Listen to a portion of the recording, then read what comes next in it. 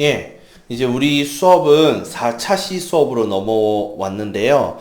우리 이번 시간에는 앞에서 했었던 이 1단원이 완전히 끝났고요. 이제 큰 2단원, 소득과 소비로 우리가 넘어왔습니다. 지금 우리 계획상 보면은 소득과 예산 수립이라는 게 있어요. 예산 수립을 우리가 총 2시간을 가져가려고 그래요. 그러니까 동영상이 두 개가 나와야 되겠죠? 그래서 우리 이번 4차 시가 첫 번째 시간이 될 것이고요. 그 다음에 다음 5차 시, 다음 주에 하게 되는 이 5차 시 수업이 두 번째 시간이 될 겁니다. 그 중에 우리 첫 번째 시간이 될 거고요. 우리 교과서로는 44페이지부터 47페이지까지의 내용이 되겠습니다. 44부터 47페이지까지 내용인데 오늘 44에서 47까지의 내용뿐만 아니라 조금 더 첨가해서 들어갈 거예요.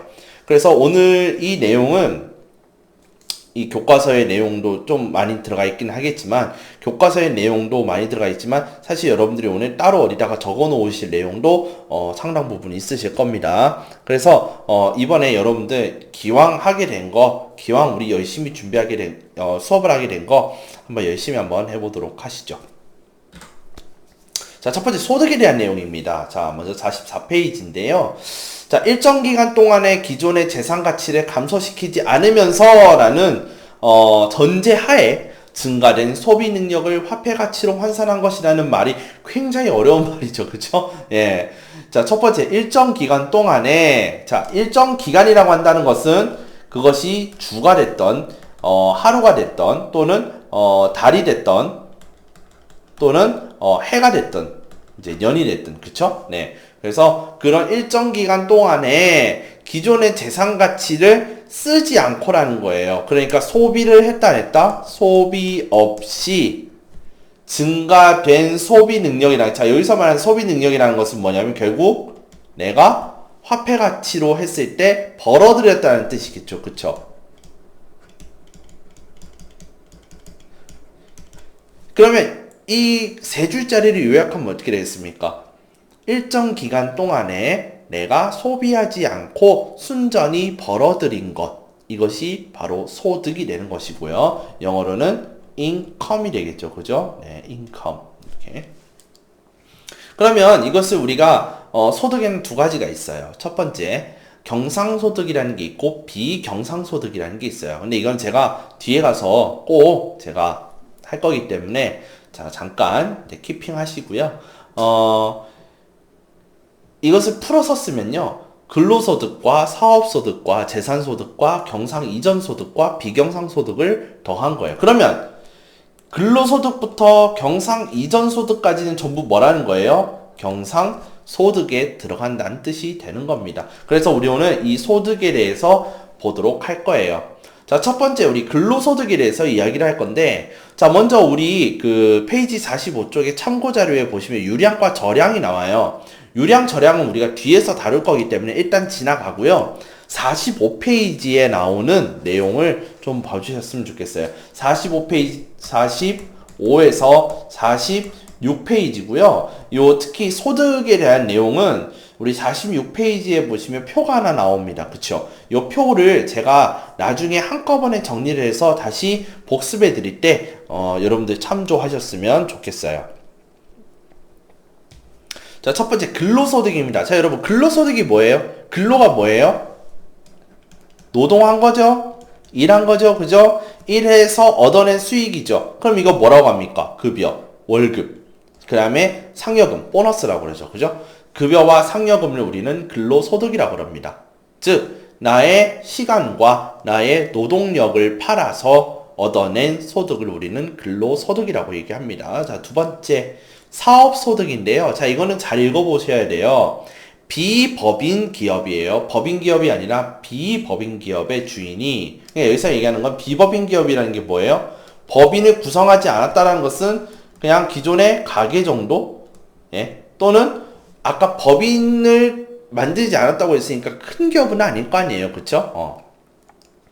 그런 사업의 주인이 해당 사업체를 운영하여 얻은 순수입이에요. 중요한 건 무슨 수입? 순수입. 그러면은 내가 1,000만원을 벌었는데 이 1,000만원에서 원가 500만원이 나왔고 내가 순전히 벌어들인 것이 500이다. 그러면 순수익은 얼마예요? 500만원인 거예요. 됐죠? 그 다음 임대소득이라는 것이 있는데 임대소득이라는 것은 빌려주면서 얻어내는 소득이잖아요. 그 중에 토지 임대소득만 죄송합니다. 반대예요. 토지 임대소득을 제외하고 나머지 동산과 부동산의 임대 수입을 포함한다. 자, 우리 보면 렌탈업 하는 데 있잖아요. 렌탈업. 그러니까 무엇을 빌려주고 달달이 얼마씩 받는 애들이 있을 거 아니에요. 맞죠? 우리가 가장 간단하게 생각해 볼까요? 우리 비디오 옛날에 죄송합니다. 갑자기 연식이 확 나오는데 저는 옛날에 비디오라는 걸 빌렸거든요. DVD 이런 거. 이런 것들을 빌리는 애들은요. 빌리면서 뭐예요? 돈을 내잖아요. 그렇죠? 그래서 이거 보고 내일 갖다 줄게요 하면서 뭐 1,000원씩 주고 하잖아요. 그쵸? 그런 것이 뭐냐면 바로 임대소득이에요. 임대소득. 또 무엇도 빌릴 수 있어요? 여러분들 만화책 빌릴 수 있잖아요. 예, 만화책 빌릴 때 내는 그런 것도 역시 임대소득입니다. 네, 그런 것들. 그러니까 그것은 동산이죠. 동산. 그럼 부동산이라는 것은 뭐예요? 땅을 빌리는 거죠. 그죠? 그러면은 내가 건물을 지었어요. 그럼 그 건물에다가 어떤 가게를 입점시켰어. 그럼 그 입점을 한 사람들은 땅 주인인 저한테 또는 가게 주인, 건물 주인 저한테 어떻게 해야 돼요? 달달이 돈을 주죠. 그때 제가 얻어낸 수입은 뭡니까? 임대 수입이 되는 거죠. 됐죠? 근데 요것은 지금 토지 임대잖아요. 그쵸? 그러니까 여기서는 임대소득 중에서 사업소득은 이 부분은 빠지고, 그쵸? 재산소득 볼게요. 임대, 이자, 배당, 연금, 상표 사용료, 인세, 사용료 등 임대소득 중 토지 임대소득만 인정하는 거예요. 아까 제가 얘기했던 거 있죠. 토지를 임대해준 소득, 토지를 빌려주고 받는 월세 있죠. 그것은 재산소득에 들어가요. 예, 아무튼 좀 되게 뭔가 어려운데 그냥 요런 게 있다 정도만 지금은 알고 계시고요. 자, 아까 이자 있죠. 이자. 네. 그 다음에 배당.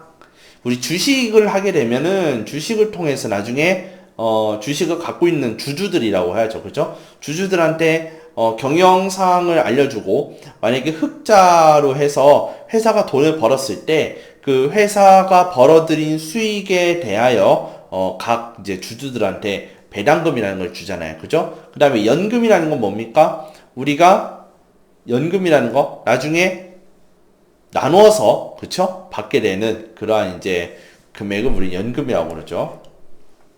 꾸준히 달달이 받는 그런 지원금 같은 거 있죠.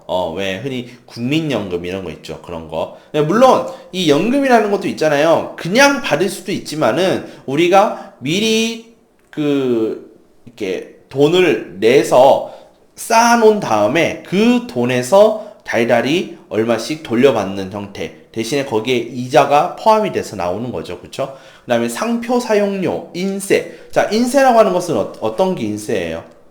우리가 도장에 찍어서 무언가가 나갔을 때, 그쵸? 그런 것들이 인세가 되겠지. 그 외에 사용료, 이런 등등이 포함됩니다. 자, 그 다음에 경상 이전 소득인데, 자, 이거는 되게 좀 애매해서 제가 이제 구체적으로 딱 정리하면 이렇게 됩니다. 대가 없이 일방적으로 주어지는 예측 가능한 소득. 첫 번째, 공적연금하고 기초노령연금은요, 누가 주는 거예요? 국가가 주죠. 국가가 주는데, 국가에서 대가를 바라고 주는 거예요? 아니잖아요. 대가 없이 기초 생활을 위해서 주는 지원금이잖아요. 그쵸? 그러니까 기초생활 수급자들이라든지 또는 노령층에 계시는데 딱히 경제활동을 할 수 없는 분들한테 나라가 노령연금 이런 것들을 주는 겁니다. 그쵸? 달달이 몇십만원씩 주잖아요. 그죠? 그런 것들은 나라가 대가 없이 일방적으로 주어지는 소득이다. 그래서 이것은 경상 이전 소득에 해당하고요. 자, 우리 가구 간 이전 소득이라는 게 있는데, 자, 요것 뭔지 몰라서 제가 같이 알아보도록 할게요. 자, 가구 간 이전. 자, 가, 구, 간이라는 것은 집과 집에 대한 내용이에요. 집에서 집에 대한 내용. 그러니까 따로 사는 경우에 가족 간 생활비나 교육비나 양육비나 또는 용돈이나 이런 것들에 해당하는 거예요. 그러면은 이제 우리 집에 이제 저하고 어머니하고 아버지하고 이렇게 세 식구가 한 집에 살고 있는데 제가 어머니 아버지께 드리는 용돈 이것은 가구간 이전 소득이 아니에요. 그죠? 그냥 비경상 소득에 해당하는 거예요. 예. 그러면 그거 말고 제가 따로 독립을 해서 하나의 새로운 가게를 차리고 있어. 가게 말고 가게를 차리고 있는데 다른 가게, 그러니까 부모님이 계시는 가게, 기존 가게와 제가 새로 독립한 가게가 있을 때 어머니께서 저한테 용돈을 붙여주셨어. 그럼 이것은 뭐냐? 이건 가구간 이전 소득이에요. 그래서 이건 경상소득에 해당하는 겁니다. 예, 되게 헷갈릴 수 있지만 제가 다시 따로 사는 가족 간의 용돈이나 그런 생활비, 교육비, 양육비, 그러니까 여기서 흔히 따로 사는 가족 간 양육비라면은 나쁜 의미로는 이혼하고 나서 주는 양육비도 역시 가구간 이전 소득에 포함되는 거죠. 예, 그렇게 보시면 됩니다. 자, 그러면 여기까지는 우리가 무슨 소득이라고 하느냐? 경상 소득이었다면 그러면 여기서부터는 비경상 소득이에요. 자, 경상 소득은요. 꾸준히 또는 이게 기간이 따로 정해진 것이 없이 꾸준하게 또는 달달이 받는 이런 소득을 경상소득이라 한다면 비경상소득은 무엇이냐면 비정기적이에요. 끊길 수도 있고 좀 줄어들 수도 있고 아니면 아예 안 받을 수도 있고 그냥 일시적으로만 받을 수가 있는 거예요. 자산 변동을 수반하지 않는 소득이에요. 단 비정기적이되 자산 변동을 수반하지 않는다. 그래서 대표적인 게 뭐냐면 경조소득. 자, 우리 여러분 경조사비라고 하죠, 이것을. 비정기적이죠. 그죠? 나한테 무슨 일이 있을 때만, 우리 가족한테 무슨 일이 있을 때만 받는 소득이 바로 경조소득이잖아요. 그것은 비경상소득에 해당하고요. 복권 당첨금. 자, 여러분 매달마다 복권 당첨하실 수 있어요? 한 달에 한 번씩 따라라라락 정기적으로 복권 당첨되실 수 있냐고요? 아니잖아요. 역시 비경상소득입니다.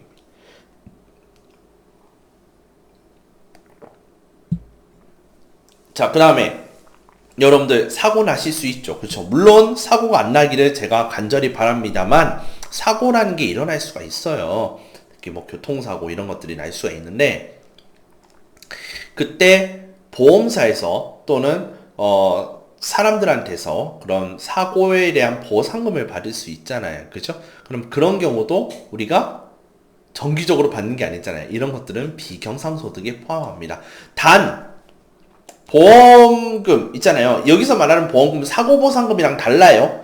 보험에서 제가 원래 달달이 5만원씩 어떤 보험을 들고 있었는데 내가 아파서 보험금 청구를 해서 받은 금액이에요. 이거 보험 청구 금액이에요. 이나 또는 퇴직금,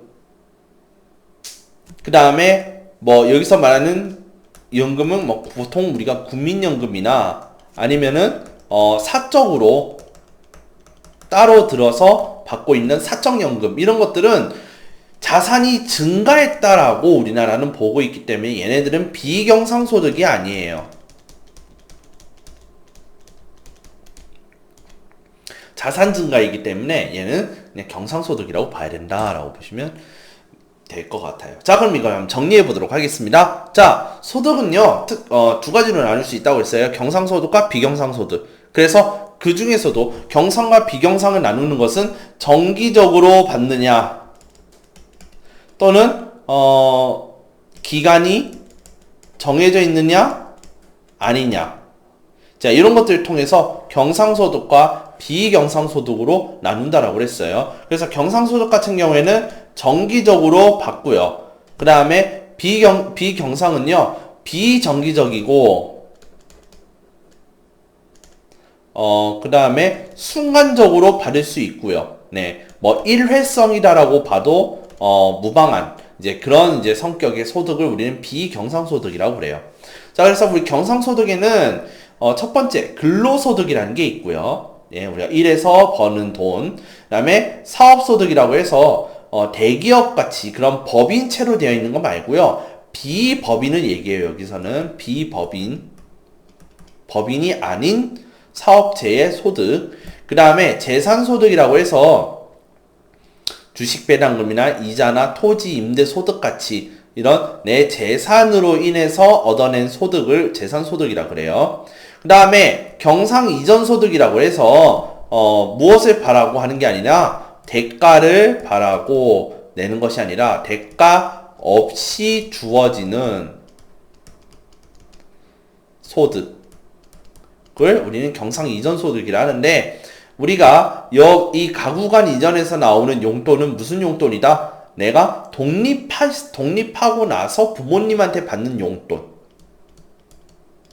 교육비.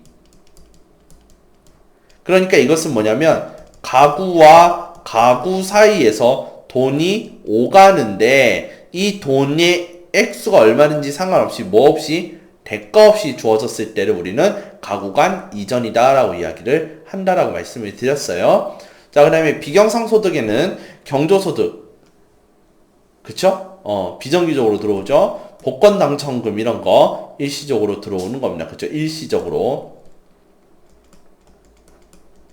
이런 것들은 경상소득에 넣기에는 무리가 있다. 자, 이야기를 드립니다. 자, 그러면 이제 임금에 대해서 이야기를 해볼게요. 자, 아까 우리가 근로소득에 대해서 이야기를 했잖아요. 그쵸? 그러니까 자연스럽게 우리 임금에 대한 내용이 나오게 되겠죠. 자, 임금 볼게요. 사실 여러분들한테 굉장히 중요한 내용이죠. 그쵸? 임금은요. 여러분들이 나중에 나와서 일을 하시게 되면 실질적으로 여러분들의 소득의 굉장히 많은 부분을 차지하는 게 임금이 될 겁니다. 자, 임금은요, 노동을 제공하는 서비스에 대한 가격이다. 그래서 일정한 기간 일을 하고 받는 대가예요. 자, 사실 우리가 일정한 기간에 일을 하고 받는 대가인데 이게 굉장히 많은 내용들을 담고 있는 말이에요. 무슨 말이냐? 내가 노동을 한다라는 것은요,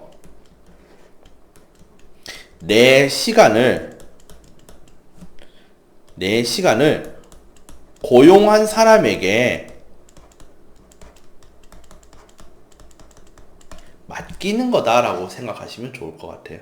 무슨 말이냐? 자, 여러분들이 있잖아요. 제가 사무직에 들어갔는데 갑자기 사장님이 저를 부르시더니 이씨, 저 내려가가지고 저 같이 짐 나르는 사람들이랑 같이 짐 좀 날라주지 그래. 이렇게 얘기를 해요. 그랬을 때 여러분들 어떤 생각 드시겠어요? 뭐야? 나 이거 나 원래 여기 사무직 하려고 여기 왔는데 왜 갑자기 나보고 힘쓰라고 하는 거지? 기분 나쁠 수 있죠. 그런데 노동이라고 하는 것은요, 사실 여러분들 내 시간을요 고용주한테 주는 거예요. 그러니까 위탁하는 거예요. 그래서 그 시간 동안에 고용주가 나의 시간과 그 다음에 나의 노동력을 사용을 하는 사람이라는 거죠. 그 대가를 받는 게 임금이에요, 사실. 그렇기 때문에 이 사람이 더럽지만 기분 나쁘지만 일을 시켰으니까 뭐예요? 하는 거예요. 그 대가로 받는 게 뭐다? 임금이라는 거죠. 그래서 우리가 욕합시다라고 하는 게 뭐예요? 고용주가 먹어야 되는 욕을 누가 먹어주는 거예요? 우리가 먹어준다. 그러니까 욕보내, 욕값하네, 욕값으로 버네 라는 이런 말도 쓰기로 하는 거죠. 그래서 월마다 주는 것을 월급, 주마다 주는 것은 주급, 일마다 주는 것은 일급 또는 일당이라고도 그러죠. 그죠? 그 다음에 시간마다 받는 것을 시급이라고 그러죠. 그러면 연봉이라는 것은 뭐냐면, 연봉은 1년에 받아야 하는 금액을 12달로 나누어서 주는 것을 연봉이라고 그래요. 그래서요, 우리가 프로야구라든지 이게 축구 같은 경우에는 우리가 주급 개념을 많이 써요. 그죠? 그 다음에 회사 같은 데서는 특히 여러분들 월급 개념을 많이 쓰고요. 그 다음에 우리가 아르바이트를 할 때에는 보통 시급 개념을 많이 써요. 그 다음에 우리가 이제 사실 힘쓰는 왜 그런 데 있잖아요. 뭐 이제 건설 현장 같은 데서는 1단 개념을 많이 받아요. 그러면 연봉 같은 데는 우리가 보통 기업에서 주로 이제 연봉의 개념을 쓰는데, 나한테 연봉 5천 줄게. 그러면 이 5천을 한 번에 딱 주는 게 아니라 이 연봉 5천을 12달로 나누어서 주겠다라는 거예요. 예. 또 간혹 어떤 데는 13달, 13으로 나눌 때도 있어요. 뭐 그거는 이제 나중에 가서 이제 좀 더 배우시면 좋을 것 같고, 여튼 연봉이라고 하는 것은 1년에 지급해야 되는 급여를 한꺼번에 이제 보통 더해서 이것을 제시하는 금액을 연봉이다라고 이야기를 합니다. 자, 그럼 이자입니다. 이자. 자, 자본을 제공함으로써 얻게 되는 이자예요. 자, 그러니까 대출과 저축은요, 근본적으로는 같은 행위예요. 단 주체가 다를 뿐이지. 저축은 내가 있고 은행이 있으면, 자, 여기도 내가 있고 은행이 있으면, 저축은 내 돈을 은행한테 뭐 하는 거예요? 빌려주는 개념이에요. 그러니까 내 자본을 은행에게 제공함으로써 얻게 되는 것이 뭐예요? 이자를 얻게 되는 거죠. 즉 이자가 나중에 어떻게 해요? 쳐서 플러스해서 같이 줘야죠, 은행은. 이게 저축이에요. 그럼 대출은 뭐예요? 은행의 자본을 내가 빌리는 거죠. 그러니까 제가 나중에 은행한테 뭘 쳐서 줘야 돼요? 이자율에 맞춰서 이자 쳐서 같이 상환을 해야 되죠. 빌린 것을 갚는 걸 상환이라고 그래요. 상환.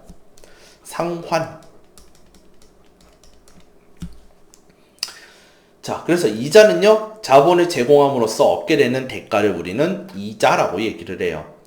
자, 두 번째로 자본의 크기와 차용 기간 및 이자율에 따라서 이자의 크기가 결정이 돼요. 무슨 말이냐면 자본의 크기.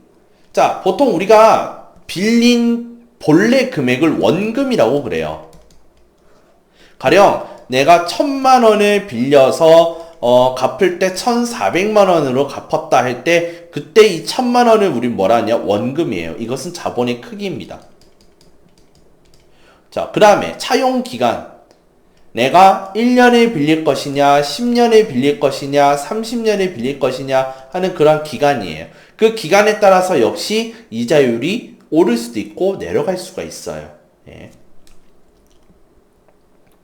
그래서 또는 이자율에 따라서, 그러니까 이율이죠. 여기서 말하는 것은 이율. 그러니까 이자율 뭐 2%다. 연 2%다. 그러면은 매년 2%, 그러니까 원금의 2%를 갚아야 되는 거죠. 그쵸? 그러니까 2%만큼을 더해서 갚아라. 이제 이거죠. 이자율에 따라서 이자의 크기가 결정이 됩니다. 그러니까 결론적으로 이자율에 따라서 이자 액수가 결정이 된다라고 보시면 되겠습니다. 단순한, 여러분들 이제 결론적으로 보면 별거 아니에요. 그죠? 이자는. 네. 지대라는 것이 뭔지 보자. 자, 지대는 부동산을 빌리는 대가예요. 그러니까 아까 같은 월세. 그죠? 또는 뭐 전세도 어찌 보면은 이러한 지대에 포함이 될 수 있을 것 같아요. 자, 그래서 우리가 역사적으로 봤을 때는 이런 내용을 굉장히 많이 봤죠. 한국사에서. 소장농이 지주의 땅으로 경작을 했을 때 나온 결과물, 그러면은 뭐 500석이 나왔다. 그러면 원칙적으로는 이 지주한테 얼마를 갖다 줘요? 10분의 1, 즉 10%를 갖다 주죠. 그렇죠? 10%. 그러니까 50석은 지주가 먹는 거죠. 그죠? 그 다음에 450석을 뭐 하고, 그냥 거기서 세금 띄고 뭐 이렇게 한다고 치자고요. 그죠? 그랬을 때 지주는 뭡니까? 얘한테 땅을 빌려주는 대가로 50석을 꽁으로 먹는 거죠. 그죠? 일은 안 했잖아. 그지? 꽁이라고. 그죠? 어쨌건 이런 게 지대의 대표적인 예시라고 보시면 되겠습니다. 자, 이윤입니다. 기업가의 활동이나 창의에 대한 보수로서 기업가가 벌어들이는 소득 같은 거네요. 그죠? 자, 기업가의 노동 또는 혁신 기능 수행에 대한 뭐다? 보수다. 자, 보수는 다른 말로 얘기하면 뭐예요? 임금이랑 같은 말이죠. 그죠? 자, 그러니까 기업가가 받는 임금을 우리 이윤이라고 그러는데, 정확하게 얘기하자면 기업가가 일을 해서 얻어내는 기업의 이익 또는 기업가가 얻는 이익 이런 것들 우리 이윤이라고 그럽니다. 그러면 기업 이윤은 무엇에 대한 내용이냐면 모든 벌어들인 금액에서 이 수입을 얻어내는 데 사용했던 모든 지출을 뺍니다. 그러면 뭐예요? 수입이 되겠네. 그치? 그래서 임금과 지대와 이자를 제외한 나머지 그러니까 뭐예요? 순수입이죠. 가령 어떤 기업에서 A라는 기업이 3천억을 벌었는데 총 이 3천억을 벌도록 하기 위해서 투입된 금액이 2천억이다.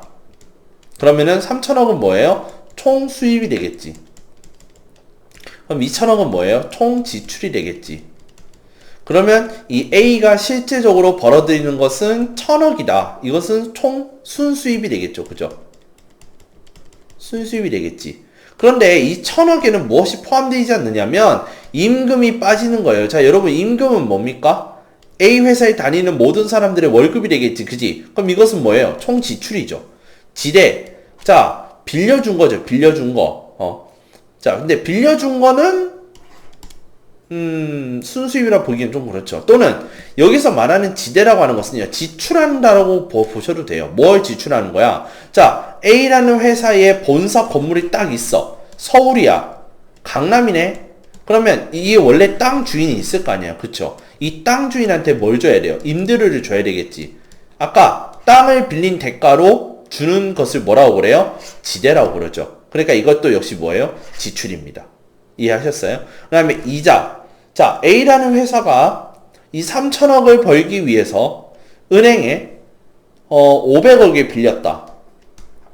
대출했다. 그러면 이 500억을 대출한 금액에 대해서 뭘 내야 돼요? 이자를 지출해야 되겠죠. 그죠? 역시 이자 역시 뭐예요? 지출이 되는 겁니다. 그러니까 지출이란 지출은 다 빼고 나머지 나온 오로지 순수입만을 우리는 기업 이윤이라고 그래요. 그러면 기업이라는 것은 무엇을 항상 얻기 위해서 있는 존재예요? 이윤을 얻기 위해 있는 존재란 말이야. 그렇기 때문에 기업의 이윤이 높아지기 위해서는 임금이 어떨 필요가 있어요? 떨어져야 돼요. 그 다음에 지대는 어떻게 돼요? 떨어져야 돼요. 이자는 어때야 돼요? 적게 내고 싶을 거 아니에요. 맞죠? 그러니까 자연스럽게 기업 대출하는 경우에는 이윤이 우리가 가계 대출할 때보다는 이윤이 쌀 수밖에 없는 거예요. 그래야 기업들이 열심히 돈을 빌릴 거 아니야. 그리고 그 빌리는 만큼 은행이 뭐예요? 매달마다 또는 매년마다 이자를 받겠죠. 그죠? 그 대가로. 이해하셨어요? 그러니까 이자를 적게 내고 그 다음에 자기가 빌리는 쓰고 있는 이 땅에 대한 임대료 있잖아요. 임대료를 뭐 하고 싶을까요? 떨어뜨리고 싶죠. 그러니까 우리 여기 오랫동안 있을 거니까 너무 비싸게 받지 마라. 근데 비싸게 받으면 뭐 하겠다? 옮기겠다. 그러면은 공장이 어떻게 될 수 있는 거예요? 울산에 있다가 갑자기 뭐 듣도 보도 못한 산청군 이런 데로 갈 수가 있는 거예요. 지대가 싸니까 그쪽이. 그치? 그 다음에 임금 같은 경우에도 뭐예요? 예전에 은행에서는 전부 다 사람이 돈을 세고 돈을 만졌는데 이제는 웬만한 거는 다 누가 만져요? ATM기가 만지잖아요. 그러면 자연스럽게 뭐가 줄어들어요? 사람들에게 나가는 임금이 줄어들었죠. 이해하셨어요? 기업의 이유는요, 요런 지출을 줄이고요, 수입을 늘리고자 하는 것이 당연하다. 이렇게 생각하시면 되겠습니다. 자, 그럼 미안한데요. 자, 우리가 이제 다시 앞으로 넘어가서 45쪽에 대한 내용을 보도록 할게요. 자, 드디어 우리는 유량과 저량에 대해서 보도록 하겠습니다. 자, 유량을요, 우리가 한자로 풀면은 다음과 같아요. 흐르는 양이에요. 그런데 여기서 중요한 말이 뭐냐면 어떤 단위 시간 동안에 흐르는 양이에요. 이게 유량이라고 합니다. 그래서 다시 얘기하자면 기간 없이는 명확해질 수 없는 수량이라는 거예요. 일당 100만원과 월급 100만원의 차이라는 거지. 무슨 말이냐면 우리 책에 보시면요, 사진이 하나 나오는데, 자, 요렇게 해가지고 지금 이렇게 그 수도꼭지에서 졸졸졸 흐르는 거하고, 이 수도꼭지에서 이렇게 콸 나오는 거하고 같냐 다르냐라는 거예요. 또는 한 달 동안 이렇게 쫄쫄쫄쫄쫄쫄 흐른 거와 한 달 동안 콸콸콸콸 쏘는 거하고는 같냐 다르냐라는 거예요. 또는 한 달이 아니라 얘는 한 달 동안에 요만큼 쏟았고 얘는 1년 동안 요만큼 쏟았다고 했을 때 누가 더 많이 쏟은 거냐. 이제 이렇게 우리가 봤을 때 이것을 우리 유량이라고 그래요. 자, 그래서 이제 이거를 우리 경제적으로 풀어보자면 하루 동안에 10만 원을 번 사람과 그 다음에 주 동안에 50만 원을 번 사람이 있으면 이 절대적인 가격차, 절대적인 액수로 봤을 때는 얘가 많아 보이죠. 그죠? 그런데 결론적으로 봤을 때는 얘가 한 주라고 했을 때 얘는 한 주에 얼마 벌겠어요? 그러면 일주일에 70만 원을 벌 거 아니에요. 그럼 누가 돈을 더 많이 버는 셈이에요? 얘가 돈을 더 많이 버는 셈이 되는 거예요. 그게 유량이에요. 유량. 기간을 명시해야 명확해진다. 누가 더 많이 벌고 누가 적게 벌었는지 이러한 기간을 통해서 명확해진다는 것을 알 수가 있어요. 그래서 월급 200만 원 하고요. 그 다음에 일당 30만 원 하고요. 비교하면 누가 더 많이 벌까요? 자, 월 200만 원은요. 우리나라 현재 지금 주 5일자잖아요. 20일 출근한 것을 보통 전제로 해서 계산을 하거든요. 그러면 어떻게 되겠어요? 20일 출근했는데 200만 원이면 하루에 10만 원이죠. 근데 얘는 일당 30만 원이란 말이야. 그러면은 누가 더 많이 버는 거예요? 얘가 더 많이 버는 거예요. 그죠? 요렇게 우리가 보는 것을 유량이라고 그래요. 그럼 이제 저량에 대해서 얘기를 해볼게요. 저량. 특정 시점을 명시해야 명확해지는 거. 자, 방금은 기간이었으면 이번엔 시점입니다. 시점. 자, 기간이 지날 때마다 가치가 변동하는 항목이에요. 자, 채권이나 자, 부동산 이런 거는 뭐예요? 내 자산이죠. 그죠? 자, 자산의 가치가요. 특히 이런 채권이나 부동산 같은 경우에는 그때마다 가치가 같아져요? 달라져요? 달라지죠. 자산이라는 것은요, 우리가 기간에 따라서 또는 어떤 시점에 따라서 그 가치가 달라지기 마련이죠. 채권이란 말 대신에 주식이란 말 해도 똑같아요. 내가 기존에 가지고 있는 자산 가치 또는 저축하고 있는 이러한 가치가 기간이 지날 때마다 변동을 하잖아요. 그게 어느 시점대하고 어떤 시점대하고 비교했을 때 그것을 우리는 저량이다라고 이야기를 해요. 그러니까 채권이 작년 기준으로 했을 때 수량 즉 또는 뭐 가치 이런 것들이 어때요? 명확해지는 거예요. 이걸 우린 저량이라고 그러는 거예요. 그러니까 삼성전자 10주를 갖고 있을 때 2020년 당시와 2019년 당시에 저량이 같냐는 거예요. 물론 똑같은 10주이지만 이 시점대에 따라서 어때요? 얘는 높아질 수도 있고 얘가 떨어졌을 수도 있고 반대로 얘가 높을 수도 있고 얘가 떨어졌을 수도 있고 그런 거죠. 이때 이 양을 우리는 저량이다라고 보시면 되겠습니다. 어렵지 않죠? 어렵지 않아요. 네. 자, 이제 명목 이자율과 실질 이자율에 대해서 얘기를 해볼게요.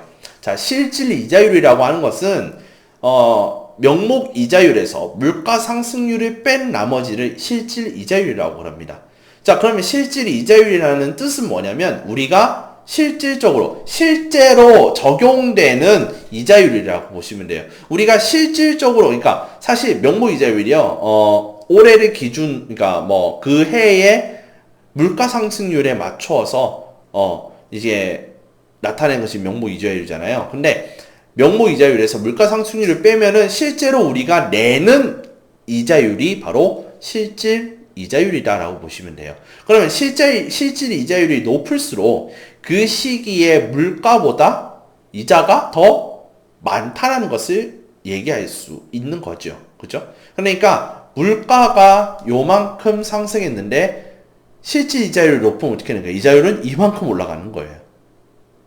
그럼 반대로 있잖아요. 물가가 요만큼 올랐는데 이자가 요만큼만 올랐을 수도 있어요. 그럼 이럴 경우에는 실질 이자율이 마이너스가 될 수가 있는 거예요. 맞아요? 맞죠? 그쵸? 자, 다시. 자, 방금 말씀 잘못 드렸죠? 자, 다시. 자, 물가가 요만큼밖에 안 올랐는데, 명목 이자율이 이만큼이나 오르면은 어때요? 요 차이 나는 만큼 어떻습니까? 차이 나는 만큼 더 내는 거잖아. 그러니까 실질 이자율은 높게 낸다라고 보시면 돼요. 우리가 이자가 많이 올랐다는 것을 알 수 있어요. 그런데 명목 이자율이 물가 상승률보다 적게 올랐어요. 그러면은 요만큼 우리가 이자를 덜 내는 개념이잖아. 그러니까 실질 이자율이 떨어지는 개념이 되는 거예요. 실질적으로 우리가 이자를 낼 때, 이거밖에 안 내는 거네? 라는 말이 나온다라는 거죠. 그러니까 이때 음의 실질 이자율이라는 개념이 등장하는 겁니다. 마이너스예요, 마이너스. 그러니까 실질 이자율이 플러스가 나와야 되는데 마이너스가 나온다라는 것이 되는 거예요. 자, 명목 이자율이 물가 상승률보다 낮으면서 생기는 현상을 음의 실질 이자율이라고 얘기를 합니다. 자, 말이 되게 어려운데요. 이 예시 같이 우리가 계산하면서 잘 따라 해보세요. 1억을 정기 예금을 했을 때, 자, 1억을 묻어놓는다고 생각하시면 돼요. 은행에 연 3%를 받아요. 자, 여기까지. 요거 우리 한번 계산해 봅시다. 죄송해요. 이게 아니고요. 계산기죠. 네. 자, 계산기 왔습니다. 자, 우리 계산기 한번 두들겨 볼게요. 자, 1억입니다. 20, 100, 1000만, 10만, 100만, 1000만, 억. 자, 1억인데, 자, 이 1억에서요, 3%를 받는다고 그랬어요. 그쵸? 그러니까, 곱하기 3% 하면은, 자, 여기 딱 나왔죠? 10, 100, 1000만, 10만, 100만. 그쵸? 자, 100만원이, 자, 300만이란 말이지. 300만. 그러니까, 1억을 정기 예금했을 때 연 3%를 받는다. 그러면 연 300만원을 받는 셈이 되는 거죠. 그쵸? 현재 우리나라 이자 소득세율은 15.4%다. 자, 요 얘기를 좀 할게요. 우리나라의 이자 소득세는요, 은행에서 3천만원까지는 비과세예요. 그런데 3천만원이 넘어가는 금액부터 예금을 했을 때에는 이자에 대해서 세금을 받아요. 그 세율이 15.4%예요. 자, 그러면 다시 이제 300만원에서, 자, 300만원에서 15.4%를 때렸을 때 46만 2천원이 나옵니다. 자, 그럼 300만원에 대한 15.4%는 46만 2천원이에요. 자, 우리가 이렇게 계산하는 거예요. 46만 2천원. 자, 그러면은 실질적으로 1억을 정기 예금했을 때 우리가 받을 수 있는 총 이자는 얼마냐? 자, 그럼 이것도 계산하면 되겠지. 그치? 자, 계산해 봅시다. 자, 그러면 000 뛸게요. 자, 아니라 그냥 합시다. 네. 빼기 462000 하면은 얼마예요? 253만 8천원이에요.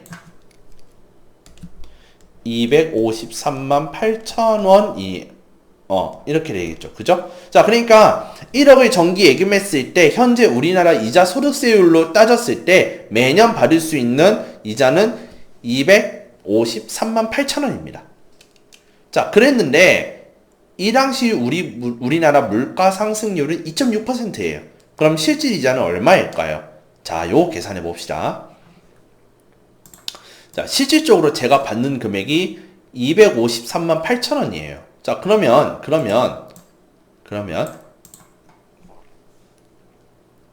실질 이자율을 구하기 전에 이 253만 8천원에 대한 이자율이 얼마일까요? 결론적으로 보자면. 자, 요거 한번 계산해 봅시다. 253만 8천원, 253만 8천원에다가요, 나누기를 할 거예요. 얼마로 나누기 할 거냐? 나누기 1억을 합니다. 자, 그러면은 0.02538이 나와요. 그럼 여기다가요, 퍼센트로 해야, 그러니까 퍼센트를 해야 뭐가 나올 거 아니에요. 그쵸? 그쵸? 율이 나올 거 아니야. 비율이. 백분율이 나올 거 아니에요. 그랬을 때 몇 퍼센트가 나오냐면, 결국 1억을 맡겨서 253만 8천 원이 나온다라는 것은 결론적으로 얘기하자면 이 2.538%의 이율만 내가 받은 거예요. 자, 다시.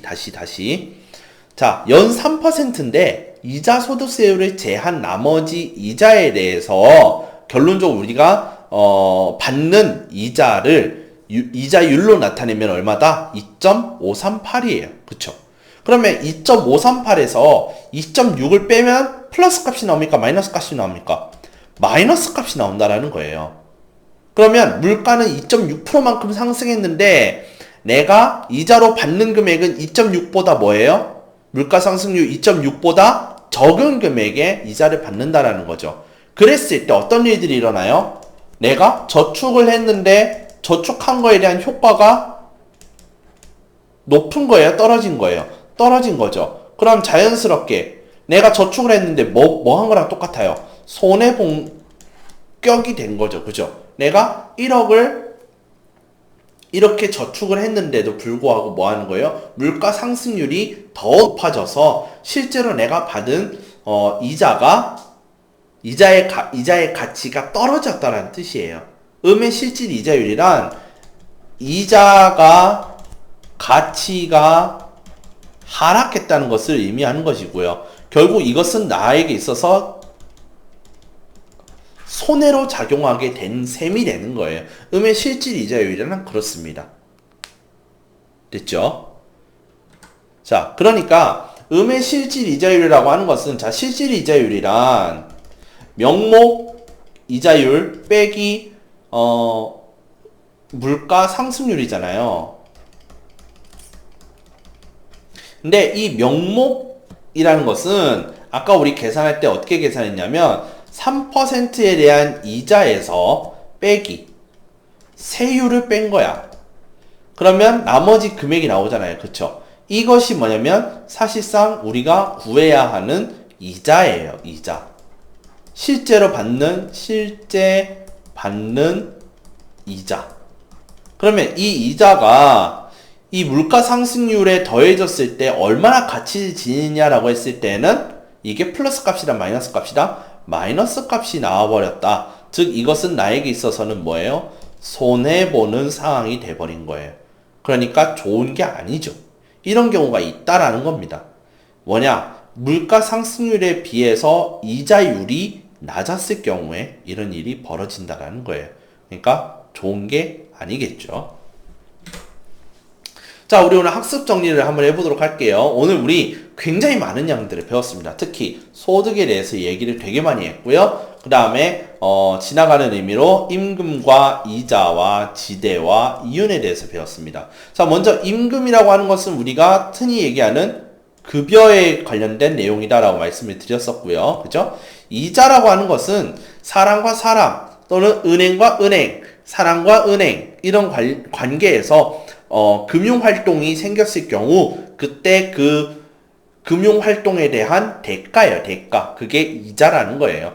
지대라고 하는 것은요. 지주와 그 다음에 땅을 빌리려고 하는 사람들끼리의 거래하는 과정에서 발생하는 월세 또는 전세 그런 개념이라고 말씀드렸습니다. 땅을 빌리는 조건 하에서 내는 그런 대가, 이걸 우린 지대라고 그랬고, 이윤이라고 하는 것은요, 기업에서 내는 것으로, 특히 기업에서 총 수입에서 이 수입을 내기 위해 투입되었던 모든 지출을 제외한 나머지 순수익이라고 보시면 된다라고 말씀드렸습니다.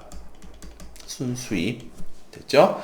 그 다음 유량이라고 하는 것은요, 기간 동안에 내가 모았던 또는 뭐 기간 동안에 벌어들인 것들, 그런 것에 대한 양이라고 보시면 돼요. 기간이 있어야 명확해지는 양을 유량, 특정 시점을 정해져야 명확해지는 양이 저량이에요. 그래서 아까 유량 같은 경우에는 아까 뭐라 했어요? 일당 100만원, 월급 100만원. 둘 중에 누가 더 많이 벌어들인 거예요? 일당 100만원이라고 했잖아. 그게 뭐예요? 기간이 있기 때문에 그런 거예요. 저량. 자, 똑같은 삼성전자 주식 10주가 있는데 작년 기준, 그 다음에 올해 기준 했을 때 저량으로 봤을 때 뭐예요? 이 시점에 따라서 가치가 변하기 때문에 그 가치가 올해가 더 높으면 올해의 저량이 더 높은 거고요. 그게 아니면 뭐예요?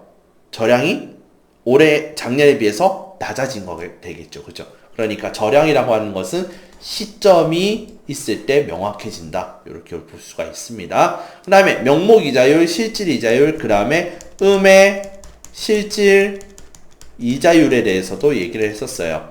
자, 그래서 우리 이번 과제물이 무엇이냐면 이번에 액수 바꿨습니다. 5천만 원이에요. 그 다음에 1년간 정기예금으로 하고자 하는데 연이 3%가 아니라 2%예요. 그 다음에 이자 소득세는 여전히 우리나라 현재 15.4%예요. 그래서 이거 똑같이 가고 물가 상승률은 1.4%라고 할 때 예금자의 구매력은 상승하는가 하락하는가? 자, 상승하면은 어떤 값이 나와야 돼요? 퍼센트가 플러스 값이 나와야 되겠죠. 그럼 하락하는가는 뭐가 나와야 돼요? 마이너스 퍼센트 값이 나와야 되겠죠. 그럼 이것을 아까 우리 뭐라고 그랬어요? 음의 실질 이자율이라고 얘기한다라고 말씀드렸죠. 즉, 음의 실질 이자율이 나오는지 양의 실질 이자율이 나오는지 뭐하라? 계산하라. 이것이 바로 두 번째 과제물이 되겠습니다. 자, 오늘 여러분들 2시간 동안 공부하시느라 고생이 많으셨어요.